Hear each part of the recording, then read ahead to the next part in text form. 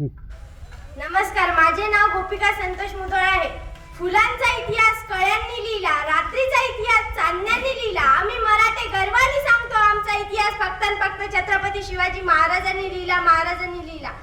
महाराष्ट्राचा जो इतिहास लिहिला तो कुणी एऱ्या गेऱ्यानी नव्हे, तर महाराष्ट्राचा इतिहास लिहिला तो हिरव्या पिवळ्या शालीने, तलवारीच्या खणखणाटीने, घोड्याच्या टापाने आणि शायराच्या डफाने.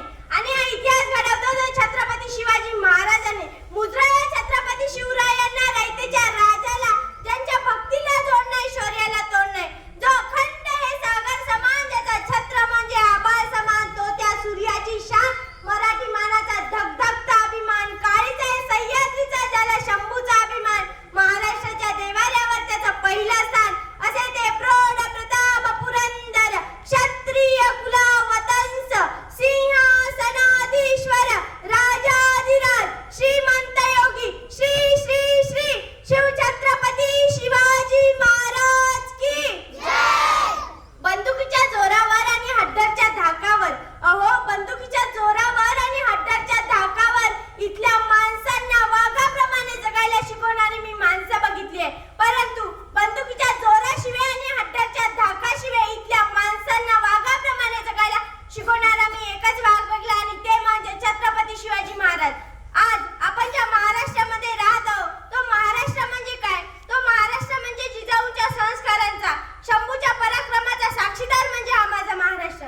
आजच्या मातीत 19 फेब्रुवारी 1630 रोजी एका रत्नाचा जन्म झाला, आणि ते म्हणजे छत्रपती शिवाजी महाराज. छत्रपती शिवाजी महाराजांनी त्यांच्या आयुष्यामध्ये वस्तू वापरल्या आणि माणसं जपले, परंतु आपण मात्र माणसं वापरतो आणि वस्तू जपतो. एवढंच काय, त्यांनी त्यांच्या दूरदृष्टिकोनावर इतिहास लिहिला. त्यांची ऐकली प्रत्येक गोष्ट आपल्या मनात ठासून भरलेली असते. अशाच काळातला एक प्रसंग मला तुम्हाला सांगायचा आहे. छत्रपती शिवाजी महाराज कर्नाटकातल्या मोहीहून महाराष्ट्रात येत होते. तिथे बेलवाडी नावाचं गाव होतं. त्या गावामध्ये छोटासा किल्ला होता.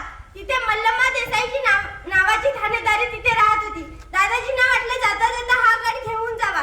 दादाजीने थोडे तिक्के सैन्य गोळा केले आणि मल्लम्मावर तुटून पडले. मल्लम्मा जिद्दीची, तिने चिकाटीची, तिने तिची हार सोडली नाही. तिथे मावळ्यांचा पराभव झाला. दादाजींना वाटले का बाईच्या हातून मावळ्यांचा पराभव होणे शक्य नाही. दादाजींनी अजून तिक्के सैन्य गोळा केले आणि पुन्हा मल्लम्मावर तुटून पडले. आता मात्र मावळ्यांचा पराभव झाला. दादाजींनी ठरवलं मल्लम्मा देसाईला कैद करायचा, छत्रपती शिवाजी महाराजांच्या पुढे दरबारात उभं करायचं. जेव्हा मल्लम्माला कैद करत असताना मल्लम्मा आत गेली आणि तिच्या नाण्या बाळाला घेऊन बाहेर आली आणि म्हणाली, जसा प्रत्येक राजा आपल्या गुन्हेगाराला शिक्षा देतो तसा हाही राजा मला शिक्षा देणार, मला मारून टाकणार, माझ्या बाळाला मारून टाकणार. आणि ती छत्रपती शिवाजी महाराजांच्या पुढे गेली आणि नतमस्तक झाली आणि म्हणाली, राजा राजा मी तुमची गुन्हेगार आहे. राजा, जी काही शिक्षा द्यायची असेल ती मला द्या. माझ्या बाळाचा याच्यात काहीही दोष नाही.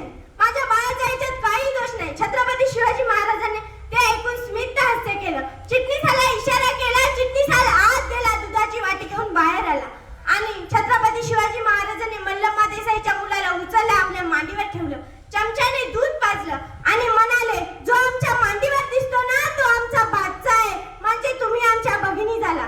कोणता भाऊ बहिणीचं राज्य मोकावून घेतो? अहो दादाजी, बहिणीचं राज्य घ्यायचं नसतं तर बहिणीला राज्य द्यायचं असतं. त्या काळातही माझ्या छत्रपती शिवाजी महाराजांना त्या मल्लम्मा देसाईचं राज्य परत्तर केलं, पण तिला सुखरूपपणे तिच्या घरी पोहोचवलं. आज जी कुणी इथं बसलेली मुलगी मला ऐकत असेल, तिला मला एवढं सांगायचंय, अगं तलवारीपेक्षा कृष्ण तुझ्या नजरेची धार आहे. अगं तलवारीपेक्षा कृष्ण तुझ्या या नजरेची धार आहे. अगं महाराष्ट्राची वाघिणी तू तलवारीची मेघ आहे. डुबकी समजू नको तू स्वतःला. तू जिजाऊची लेक आहे, तू जिजाऊची लेक आहे.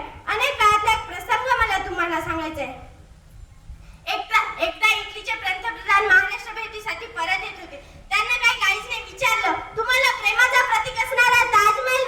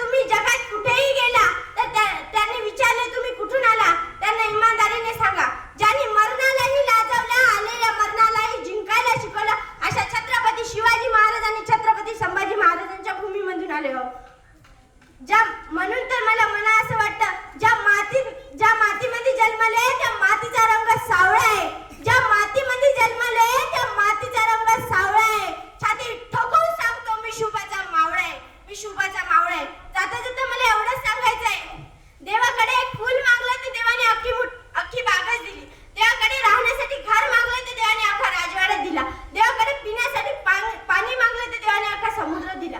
जेव्हा